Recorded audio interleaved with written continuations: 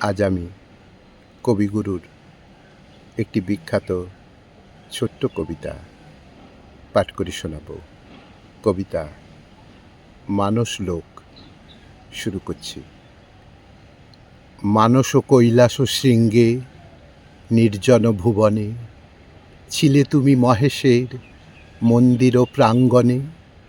তাহার আপন কবি কবি কালিদাস নীলকণ্ঠ দ্যুতিসম স্নিগ্ধ নীলভাস চিরস্থির আষাঢ়ের ঘন মেঘদলে জ্যোতির্ময় সপ্তর্ষির তপলোকতলে। আজিও মানসধামে করিছ বসতি, চিরদিন রবে সেথা ওহে কবিপতি। শঙ্কর চরিত গানে ভরিয়া ভুবন, মাঝে হতে উজ্জয়িনী রাজনিকেতন।